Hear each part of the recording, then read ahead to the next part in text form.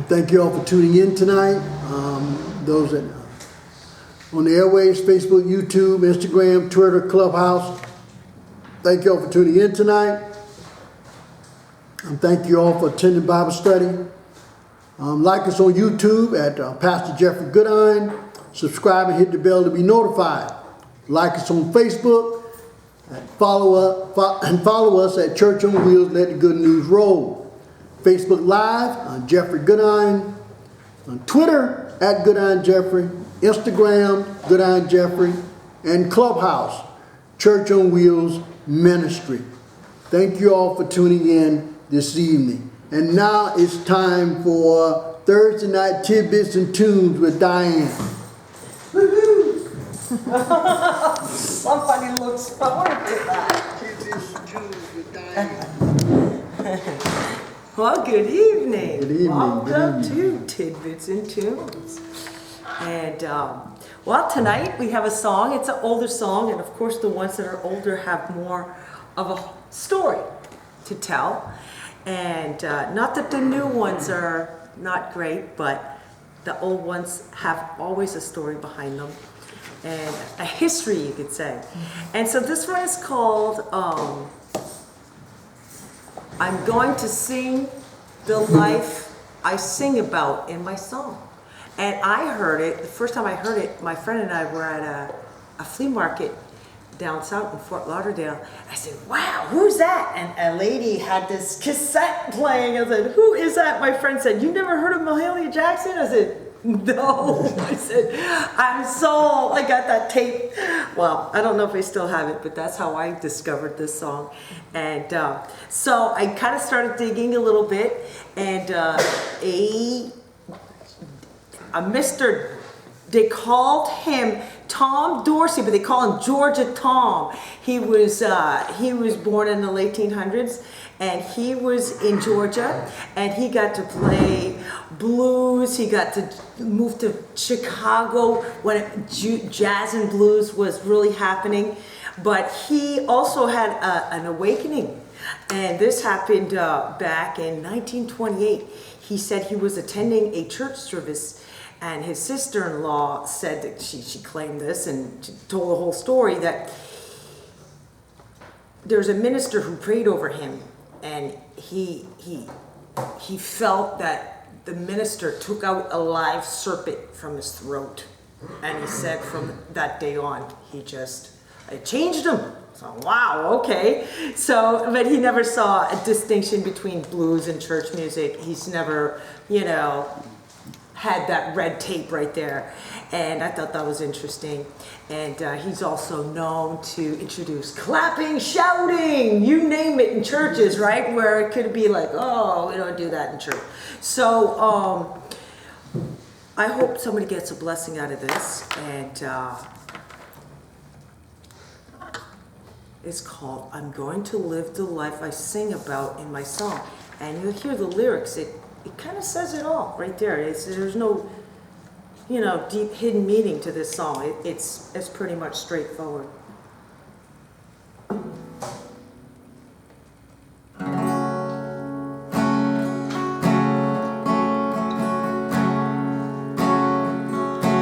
I'm going to live this life I sing about in my song. I'm going to stand right and always shun the wrong. If I'm in a crowd, if I'm alone on the streets or in my home, I'm going to live the life I sing about in my song.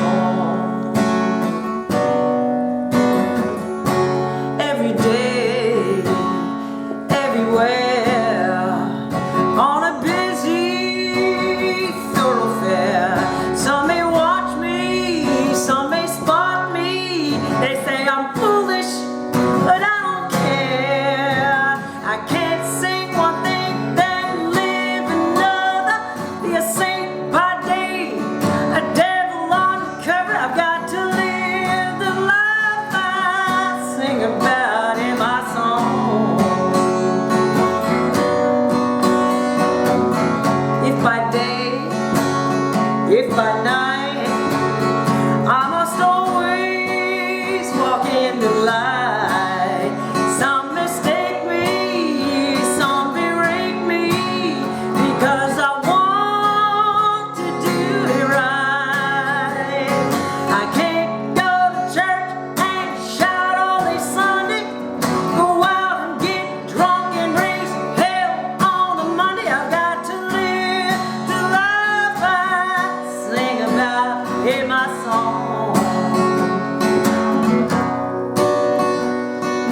gold, not for name, not for fame, but for the love of Jesus' name.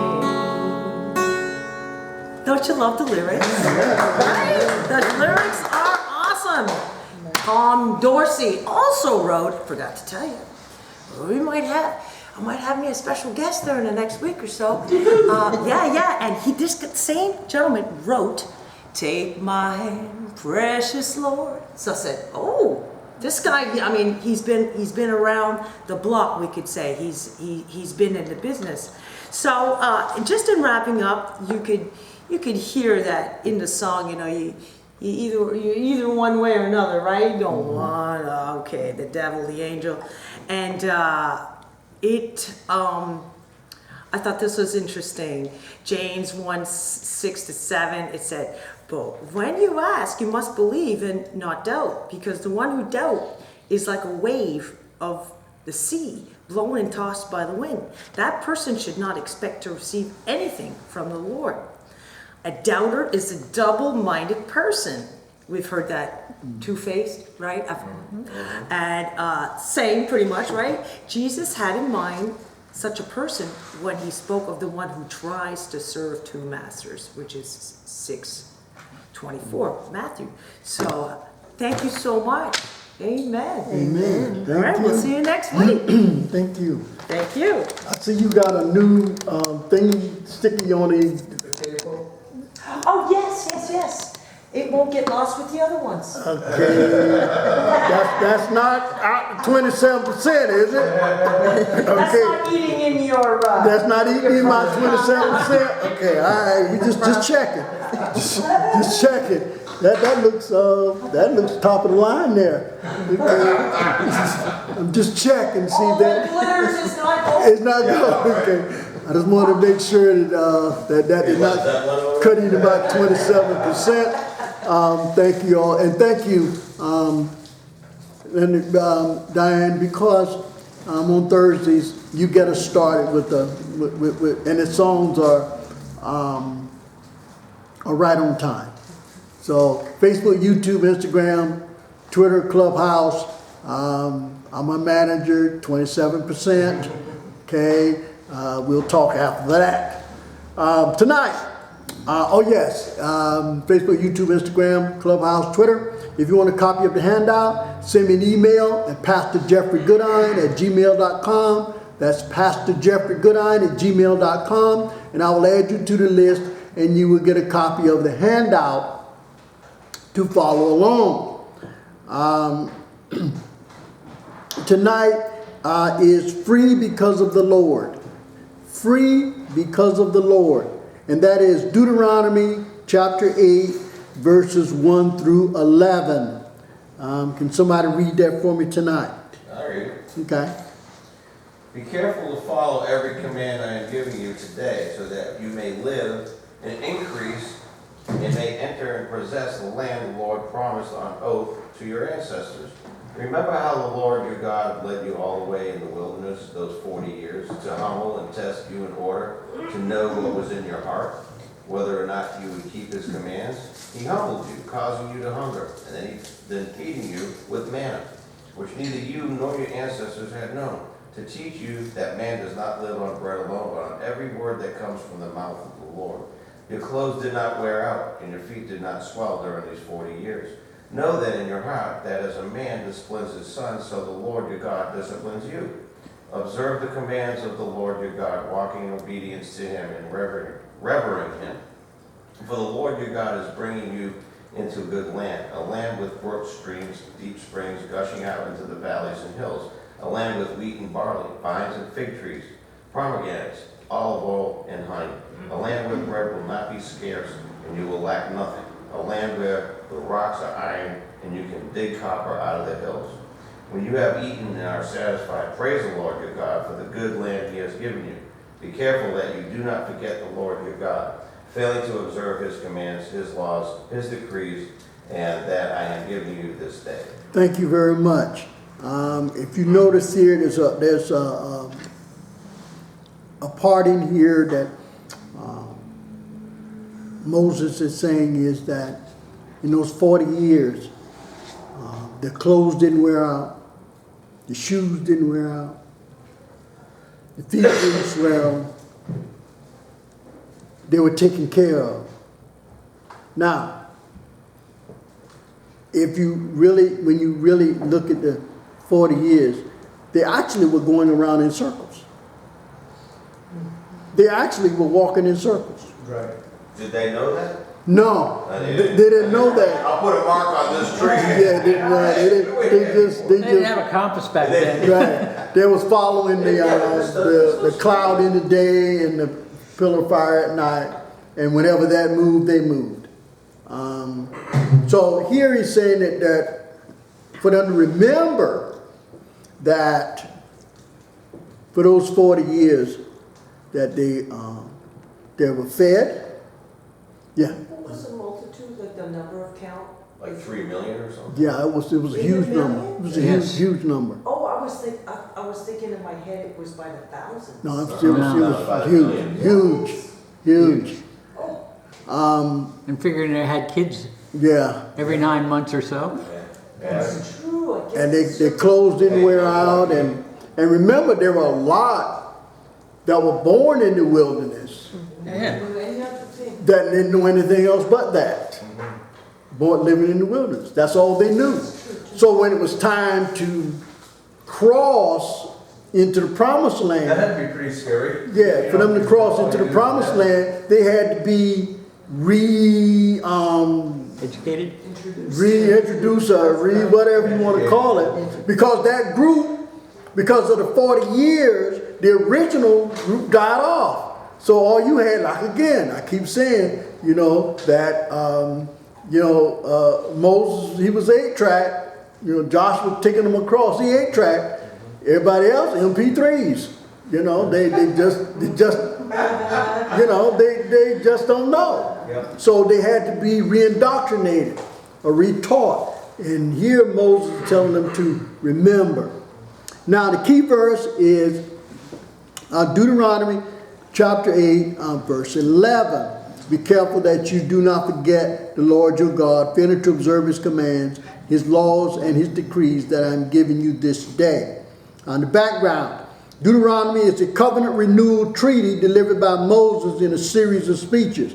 When you read Deuteronomy, you will see Moses doing his speeches to the people. In these speeches, he recounted the covenant God had made with Israel at Mount Sinai some 4 decades previously. So he's continually talking to the people. This covenant is very similar to a specific kind of ancient Near Eastern treaty called suzerainty covenant. In such covenant, a sovereign king, the suzerain, would write out terms of an agreement with a weaker king, the vassal. And this is where we say vessel, but it's really vassal, because we are the lesser of God and we are to carry out his commands under the benefits of protection and things of that nature. So we are the vassal. So here in this instance, Moses is the vassal. But you hear people say, we say vessel, which, kind of the same essence, but the vassal. This required obedience from the lesser king in exchange for certain protection and benefits from the greater king. The recipients were the new generation who were about to enter the promised land. They were about to cross the Jordan. You know that Moses, God told Moses he was not going to he took him up and he showed him the promised land, but he told him he will not be there. And Joshua was the one that carried them over to the promised land. I think about that and I think Moses, oh good, I can come home. He doesn't have to worry about guiding them no more. God. Don't have to put up with I can go home. complaining. Because he really, and then Joshua got the complaints too. No, That first battle that they went in and they got beat, but it was because somebody didn't follow the commands, and so You know, and so Joshua prayed that, you know, you didn't bring us over here to kill us, you know. So in this first, remembering Deuteronomy, remembering Deuteronomy. Remember Deuteronomy chapter 8, verses 1 to 5.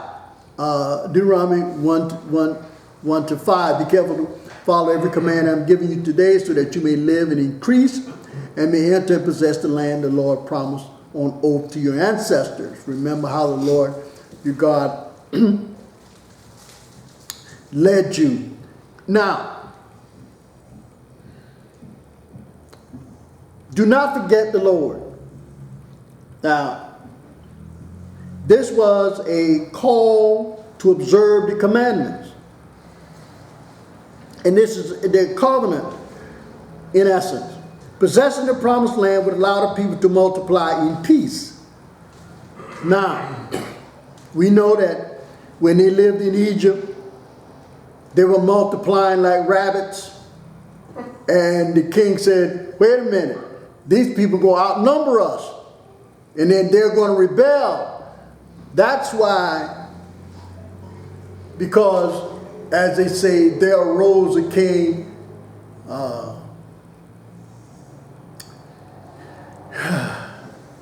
that didn't know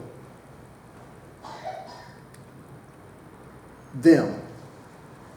There arose a king that didn't know them. So all he was concerned was that they were multiplying like rabbits, and they're going to rebel. So that's why they put them into slavery, you know, because they saw them numbering, saw them being outnumbered. So they increased the yoke on them and made them into slaves. But they're here in the promised land, they can multiply in peace. They can multiply in peace. When you see remember how the Lord your God led you all the way in the wilderness those 40 years to humbly test you in order to know what was in your heart, whether or not you would keep. And we're talking about the ancestors. The ancestors, or your fathers, that refers to Abraham, Isaac, and Jacob. Now, the reference is a lot of times references made to the God of Abraham, Isaac, and Jacob. You'll hear that. The God of Abraham, Isaac, and Jacob. When you hear that, they're talking about God through the covenant that he made with the people. So when you hear them make reference to the God of Abraham, Isaac, and Jacob, that's through the covenant that they made, that God made with the people. That's where that came from. God made a promise of the land of Canaan to Abraham and renewed the covenant with both Isaac and Jacob. So when you hear that,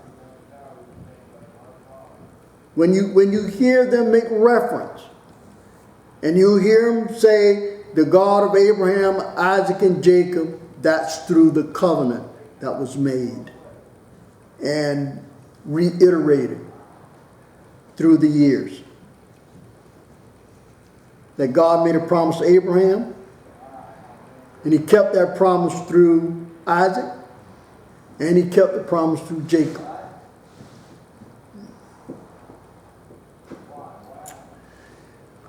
Verses 2 to 5. And again, remembering the Lord led you in the wilderness, it was 40 years. Verse 3, he humbled you, caused you to hunger, then feed you with manna, which neither you nor your ancestors had known. Nobody knew anything about manna. This was the first time that God fed them from the sky. But he said, gather what you can only for today. If you take any more, it'll rot. Guess what, people? The food we got rotting in our refrigerators is manna. We're putting more than our daily need. Because we said, well, I don't want to go to the grocery store every day. I don't know. Well, Blame Costco for that. yeah. That food spoils. I mean, Most of it's science experiment. yes, yeah, way past science experiments, you know, where you throw the whole container out. You don't even think about cleaning it. Ain't no clean. Yeah. And Facebook, YouTube, Instagram, Twitter, Clubhouse. I mean, you know what I'm talking about. You probably got food spoiling in your refrigerator right now. You just overlook it. You know, when you put stuff, you keep pushing it to the back until there's no more room to put anything else in there. And then you Decide to clean out. yeah, then you decide to clean it out. But here he's saying that that you fed them with manna. They hungered. You fed them with manna. And that was they didn't know anything about that. Pastor, if I may? Yes. I just looked up the Webster's definition of manna. The substance miraculously supplied as food to the Israelites in the wilderness. Right. Miraculous. Yeah, miraculous. Fed from the sky. And all they had to do was go out and get it for that day. For that day. And then Except the day before the Sabbath. Right, the day before the Sabbath, they say you get twice for 2 days. Yep. So, And it wouldn't go bad. yeah, and it didn't go bad. I don't know what it tasted like. I don't know, it must have been good. They had it every day. 40 years, you know what I'm saying? And then they go, like, hold it, now you know, It wasn't fattening. they complained that they didn't have meat. Yeah, that's right. Yep. The God said, okay, you want meat? Here goes. It rained quail till it was coming out of their ears. I wanted roast beef. So the God provides now. Now, I just want you to know that God provides. You know, as I say, you know, be careful what you ask for. Yeah. You just might get it. They wanted meat, and he gave them meat. So much meat. Until they were like, no. Yeah, well, the manna was good. I've had quail before, it's pretty good. Yes, it is. Now, if you see verse 4, he's saying, again in verse 3, that man does not live by bread alone, but every word that comes out of the mouth of God. Your clothes didn't wear out, and your feet didn't swell for 40 years walking in the desert. Shoes didn't wear out. They were taken care of. Even when it looked bleak at times, he had a covering over them. Covering by day and a covering by night. Now, who provided in the past? A command to remember the wilderness and all that occurred. Now that is to those that grew up in the wilderness. I got a question for you. Uh-huh. So they're in the wilderness, then they wanted meat, but they had herds of cattle that they used for sacrificing. Right. Right. So they had meat. Yeah, they didn't eat it. That was for sacrifice. They didn't eat it, really? No. But And they had plenty of wood to burn the sacrifices with, and there was no trees. and everything's provided. See, the sacrifice, you had, and when you start looking at the sacrifices, the different offerings. There's Right, peace some of them offerings, were the sin for offerings. trees, Right, like I said, the burnt offering, that was the whole animal was consumed by fire, and that was the flavor. They didn't eat any of that. Oh, it's consumed. The burnt offering, Okay. that was for God, and they said that God said that that's the sweet, saved aroma of the meat. Okay, pleased God. Because that was a burnt offering to him. That was everything. Now the peace offering, the sin offering, and all of those part of the meat was burned and the other part was given to the Levites and the priests and all of them so that they could eat, which is why it said that you bring the first fruits of your crops and your animals to the church. It was to the temple for the sacrifice. You give him the first fruits. It was a sacrifice, but out of the When you sacrifice, say the first fruit, you're not talking about the 10% tithe. that's the concept. Yeah, that's what it is now. Tithing? Yeah, that's what it is now. The first fruits. Okay. That was talked about the first fruits, and so the first fruits were giving God the untainted. It's what it was, the untainted. They didn't have time. I mean, by being the first fruits, it didn't have time to be tainted in essence. So when they came for the different offerings, the burnt offering was the one that they consumed it all. The other offerings, there was a portion of the meat, and that meat was given, or whatever the thing that was given to the Levites and the priests and all of those, so that they could live, because they couldn't own no land. They didn't have no. They took care of the temple. So this is how God fed them. And then God said, when you bring your first fruits, I will bless everything else you got. And so, I mean, in other words, he made sure that they would always have the first fruits to bring, because he had to provide for the people at the temple. Right. See, God's got a way of making it work. We're the ones that mess it up. Absolutely. You know, God's got a way of making it work. So here he said, and your clothes are not wear, your feet do not swell. Know then in your heart that as a man disciplines his son, so the Lord God disciplines you. And this is talking about why they were in the desert for 40 years. Discipline. Discipline. But I do want to tell you that at one point, Moses pleaded with God, because God said, I'm going to strike them down. These, unworthy, they unthankful, people, he said, I'm going to strike them down. And Moses pleaded with God. He said, God, please pardon them. Because God, if you strike them down in the desert, the enemy is going to say you really could not save them. He said, what are they going to say? They're going to say that God, that you are not all powerful, that you could not save them. So you brought them out in the desert to kill them. And Moses pleaded with God. And that's when God said, okay, that group will not go over in the promised land. So their punishment was 40 years in the desert. So, a command to remember the wilderness and all that occurred.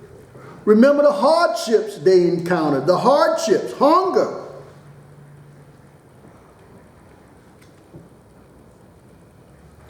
They were humble. Now I put a note here. What have humbling experiences revealed about your character? Now all of us have some humbling experience in our life. Facebook, YouTube, Instagram, Twitter, Clubhouse, you are not immune from this. Yes, we've all had humbling experience. You might not want to tell anybody, but that's okay. That's between you and God. God humbles you. See, God got a way of humbling you that man can't. And God will do it to you, and nobody else knows it unless you tell them. But then I think you don't want to tell them that you got, as Brian says, the Holy Ghost slap down. Yep. You might not want to tell people that. But we've all had a humbling experience and about our character. Do we sit down and whine and moan that God done this and God done this and why me, God, and and all of that? One of these days God can say, why not you?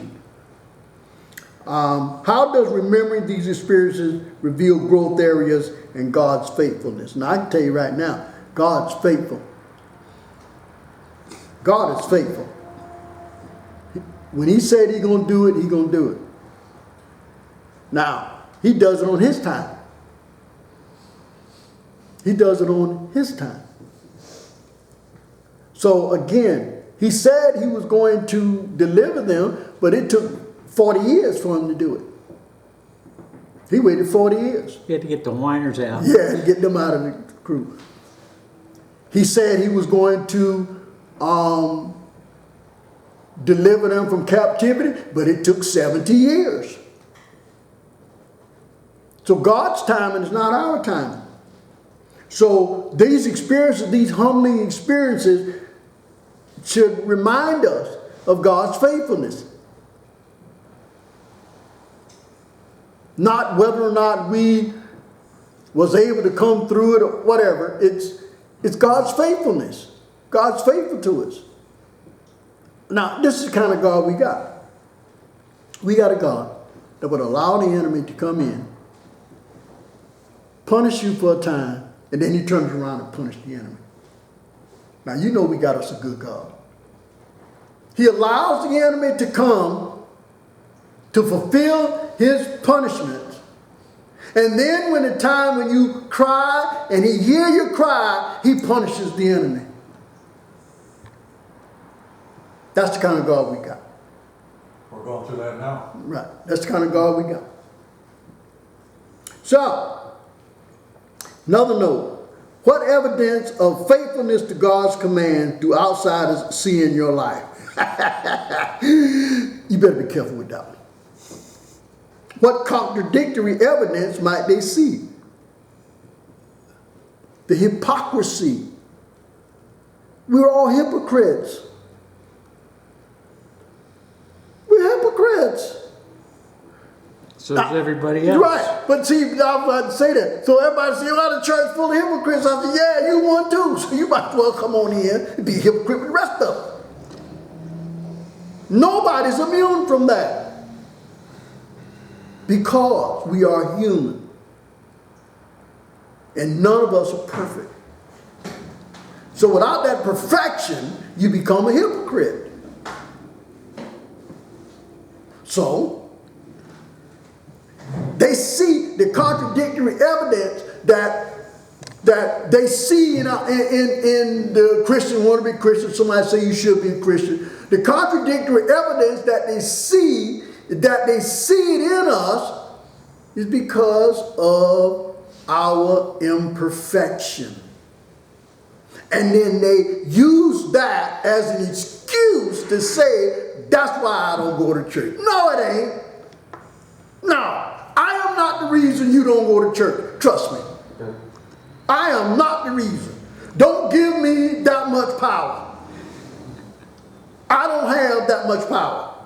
I don't have that much power over you that my life and the imperfections in my life cause you not to go to church. Come on. Don't give me that kind of power. I don't have that kind of power. I don't want that kind of power. I don't want it. What practices can you begin or strengthen to live by every word that comes from God? Just trying to live God-like in our imperfections. That's very hard. That's a conflict. Yes, in itself. So you had God's chosen people. Hold on, let's clear this up. God's chosen people turning their back on him. Chosen people now turning their back on him. So we have to, get better at what we're doing. Now, you say, well, how much time do I have? You have your whole life. But that could end at any time. Yes. You have your whole life, and it might be sooner than you think. So, make the change. All right, anticipate. Deuteronomy 8:6-11. Now, anticipate. And then verse 6. The command to walk in his ways refers to the instructions contained in the entire covenant. When you have eaten and are, Observe the commands of the Lord your God, walking in obedience to him and revering him. Walking in his ways. Walking in obedience to him. This is the instructions contained in the entire covenant. Now, live the life that reflects God's ways. Now that's difficult in itself. But we must try. Well, when people point out my hypocrisies, I say, you should have seen me years ago. Yeah. I'm like, you think that I'm bad now, and I remind them that I'm under renovation, so. Yeah, he's not finished with me No, yet. it's a process. Right, he's not finished I with wish me you'd yet. hurry up and finish. You wish you hadn't finished. I don't know. That finish might call you home. But I always go, oh, wait a minute. yeah, I'm not Jesus. yeah. Right. But if So I'm not perfect. you walk, we say walking in his ways, we got to live the life that reflects God's ways. And it's very difficult. And we try. The only way we can is we need Jesus Christ. It's the only way that we can do that. It's the only way. It's the only way. Now, Jesus allowed, and when Jesus told the disciples that Satan wishes to sift you like wheat, that means Jesus allowed that. Now, he said, the only thing he said was, I hope your faith don't fail. Even though he got a way of sifting you, that your faith don't fail. That Jesus is still here. That he is the Son of God. So when you say your faith don't fail, meaning that you don't lose. You forsake him altogether? No, that you. Or you don't believe? Yeah, that your faith in Jesus, that you don't believe that Jesus is still around. You're like, I still believe he's there, but I don't believe he can do anything. I don't believe he can do anything for me. Right. He can't do anything for me. And that's losing your faith. Yeah. Because the times do get tough. But in the Christian life, the believer's life, it's tough when we compare it to another life. Well, they got it better than I got it.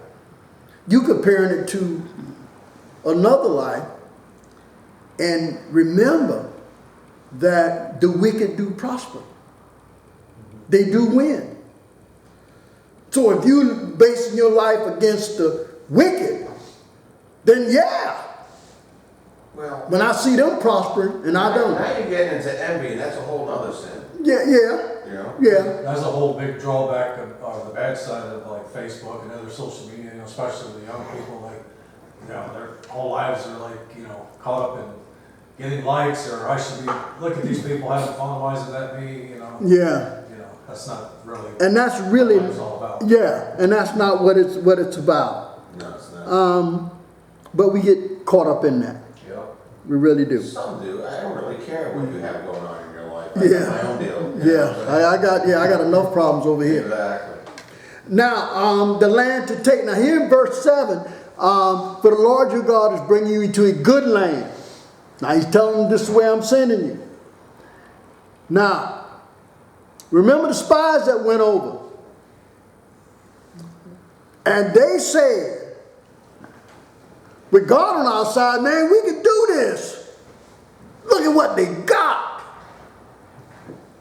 But, they got, I guess, outvoted, if you want to look at it like that. But Joshua and Caleb said, I'm not going back. I'm not going back. See,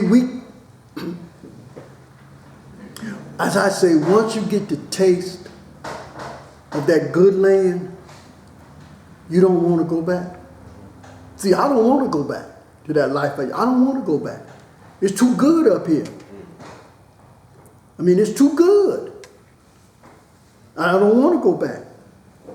because he showed me the land.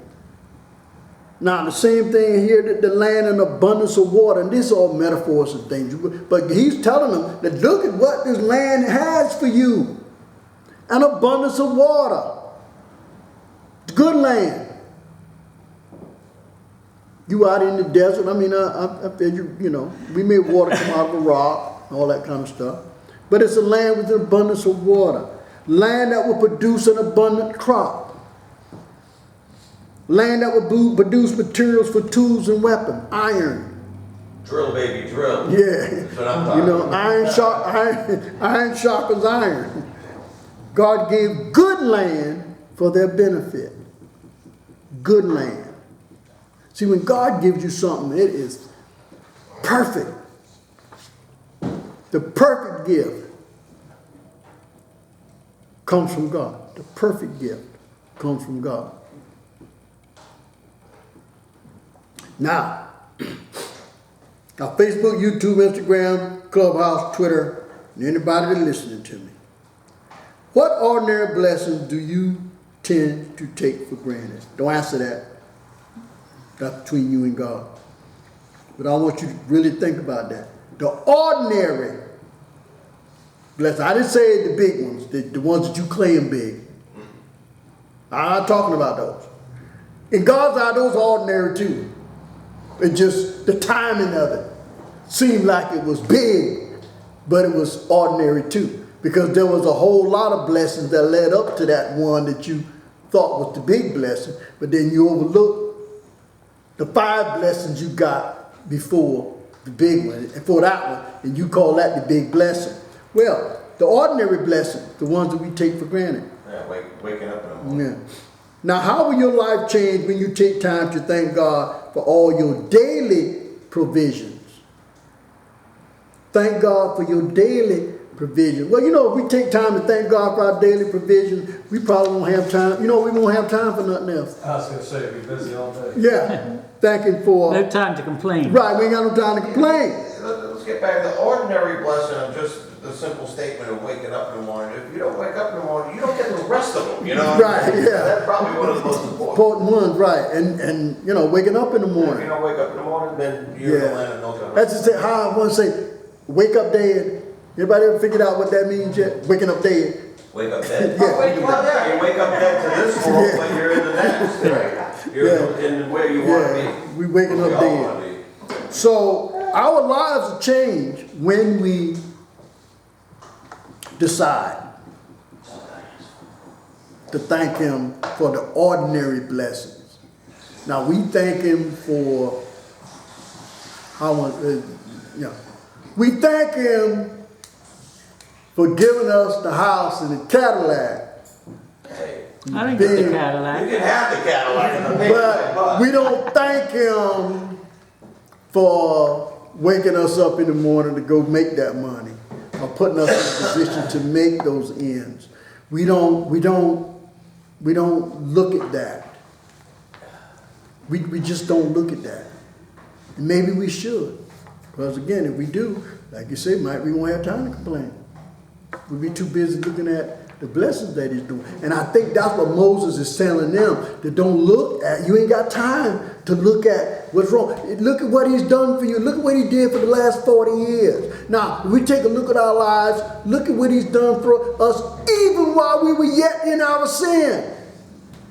Look what He did. When we weren't singing songs of Zion, when we weren't worshiping Him, when we weren't doing it, He still provided. When we weren't doing it. Now, the failure to avoid in verse 11. Verse 11. Be careful that you do not forget the Lord your God. He is reiterating again. Failing to observe His command, His laws, His decrees that I'm giving you this day. And then here's Moses talking to them about that covenant. Memory is the beginning of obedience. He's telling them, remember. He's telling them, remember in this desert. Remember we spent this 40 years in this desert. Remember that in these 40 years your clothes didn't wear out, your shoes didn't wear out, you had food to eat, and you didn't do any of it.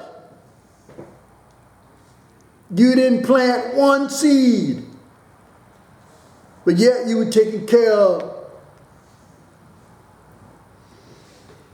protected during the day, protected at night.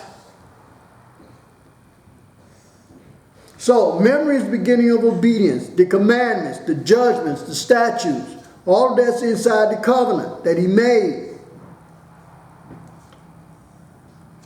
Failure to remember would be seen in their disobedience to all that God has commanded.